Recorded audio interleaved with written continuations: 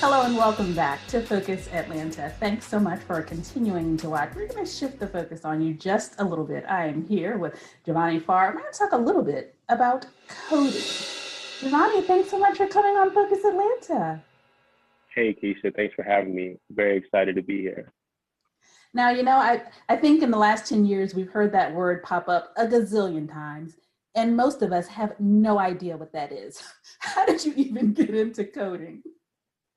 Um, and I've always been a fan of computers. When I was young, I used to have one of those translucent purple MacBooks or Mac desktop computers.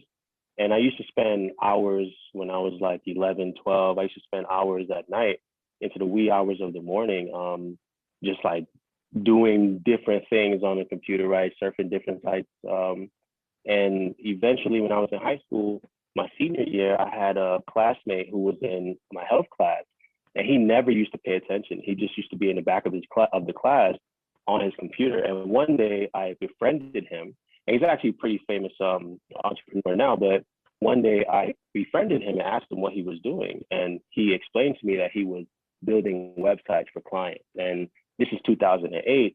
And from there, he kind of dropped a few keywords for me. He kind of mentioned like JavaScript, HTML, stuff like that. But he also mentioned Google AdWords, which is how he was getting his clients.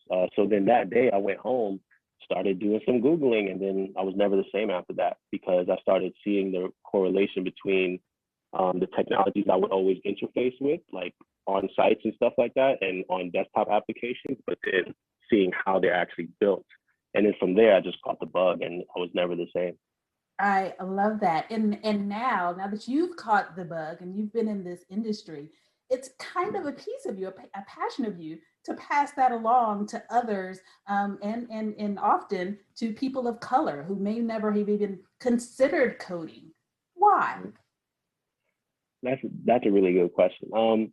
I think for me, most fundamentally, I understand that like when you talk about the different types of engineering, like electrical, mechanical, with mechanical, you're limited by the systems that you're building, right? Some trust of the system, right? The stress of the system. With electrical engineering, you may be limited by like component size and like voltage. But with computer science, it's a little different. The real limitation becomes your imagination. And I think for me, once I really realized that the imagination was your boundary in computer science, I started to see how we could unlock kind of latent abilities in people in general, let alone minorities. So ideally, when I think about what our people want to do eventually, and the ambition that we have, the same ambition that drives us to the NBA and drives us to the Billboard number one.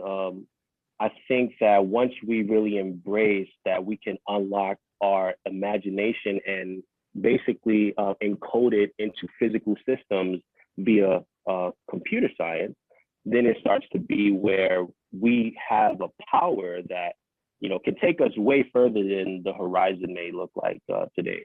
So it is really just about us being able to kind of unlock a superpower for ourselves through computer programming, if that makes sense. It does. It does. But for the outside looking in, it sounds huge. So tell me a little bit about the range. Like, who are you able to reach out to? Are we talking about kids? Are we talking about those high school students like you were? Are we talking about college students? Who are you trying to reach? Okay. Okay. Yeah. Good question. So at the Georgia Cyber Warfare Range, aka the Range, we have programs for a plethora of demographics, and we have dedicated K through 12 programs where we take kids and we provide them with cheap computers, and we basically guide them from understanding how that cheap small computer works, and then eventually we move them up to working on servers like the ones you see behind me. But we also have dedicated programs for adults as well, both beginners in cybersecurity and STEM and coding, and also advanced adults who have been doing this for decades. So at the range, we try to focus on providing resources for the different ranges of skill sets and interest levels and the different ranges of ages. Well, that now I can't let you get out of here without giving some type of website. Can you please close us out with a place where people can reach out to you, learn more about what you're doing, whether that's a parent who has a child who's thinking this is exactly what he needs, or whether that's an adult who's already kind of in the space. Can you please give your website? Yeah, please. So the website for the Georgia Cyber Warfare Range is gacwr.org. And on there, we have a membership form for people who actually want to request membership. But we also have social media pages, right? You can find us GACWR on all social media, on YouTube as well.